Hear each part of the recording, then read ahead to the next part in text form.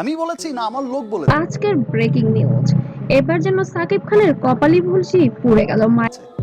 So এটা কে বলেছে ভাই? আমরা শুনে মায়ের কড়া নির্দেশ, 7 দিনের মধ্যে নাকি বাড়ি ছাড়তে বলা হলো এবার ঢালিউড কিংকে।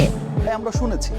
তো একজনের কাছ থেকে হঠাৎ কেমন এমন সিদ্ধান্ত নিতে হলো তার মাকে? নিজের মাই যদি বলে 7 দিনের মধ্যেই দুজন এই বিষয়টা কিন্তু ছড়ানো হয়েছে। বাড়ি ছাড়তে হবে, তাহলে কেমনটাই লাগে।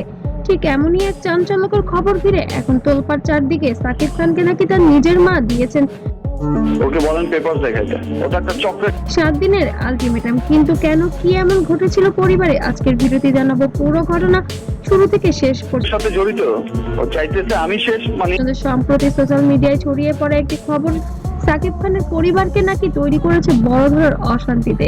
বিশেষ করে ওই চক্রটা চায় যে শাকিব খান শেষ, মানে বাংলা চলচ্চিত্রই শেষ। তার মায়ের সাথে সম্পর্ক নিয়ে নানা গুঞ্জন সামনে আসতে থাকে। কেউ বলেছে এটা পারিবারিক সিদ্ধান্ত, আবার কেউ বা বলেছে এর পেছনে রয়েছে আরো গভীর কারণ। সবচেয়ে বেশি আলোচনায় আসে একটি বিষয়, সাকিব খানকে নাকি তার বিয়ে করতে চায় না ডেফিনেটলি, কারণ আমি কাউকে ইন্ডিকেট করে বলেছি বিবাহিত ছেলে। মা 7 দিনের মধ্যে বাড়ি ছাড়তে বলেছেন।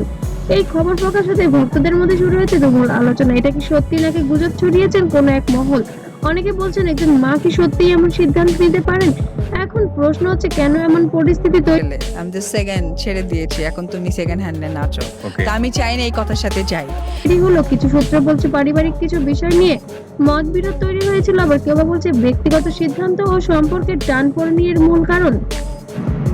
তবে সম্প্রতি সোশ্যাল মিডিয়ায় একটি খবর বারবার ঘুরপাক খাচ্ছে।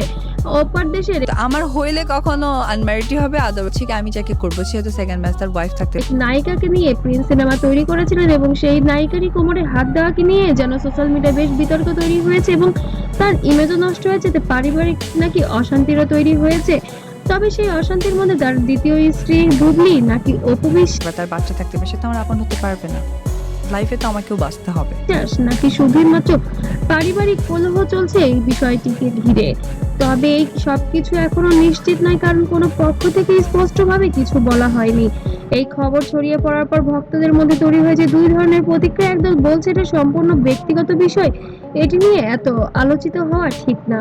অন্য আমি বেশ কিছুদিন ধরে বলছি যে গণমাধ্যমকে আমি আমার ব্যক্তিগত কোনো কিছু আসলে বলতে চাই না, কারণ ব্যক্তিগত ব্যাপারগুলো এমন ভাবে বলা হয়েছে সেটা অনেক সময় ভালো মন্দ দুদিক থেকেই আসলে দল আবার বলছে এত বড় ঘটনা হলে সত্যটা জানা তো অবশ্যই উচিত। ফেসবুক, ইউটিউব, টিকটক সব জায়গায় চলছে তর্ক বিতর্ক। এই পুরো বিষয়টি এখনো পর্যন্ত সাকিব খানের পক্ষ থেকে সরাসরি কোনো বক্তব্য পাওয়া যায়নি। এই নীরবতাই আরো রহস্য তৈরি করেছে। অনেকেই ভাবছেন তিনি কি ইচ্ছা করে চুপ আছেন, নাকি বিষয়টি সত্যিই সংবেদনশীল। তাহলে আসল সত্যটা কি? মায়ের 7 দিনের আলটিমেটাম এটা কি বাস্তব নাকি শুধু একটা মানে ব্যক্তি জীবনে একটা কি বলে একটা ধাক্কা বা একটা কিছু একটা টাচ করেছে। আমি এটার জন্য আপনার কাছে সত্যি একটা সময় নিচ্ছি। গুজব?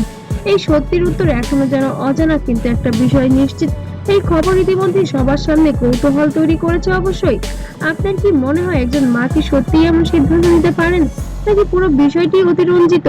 কমেন্টে জানান আপনার মূল্যবান মতামত। আর ভিডিওটি ভালো লাগলে অবশ্যই লাইক, কমেন্ট, শেয়ার করবেন।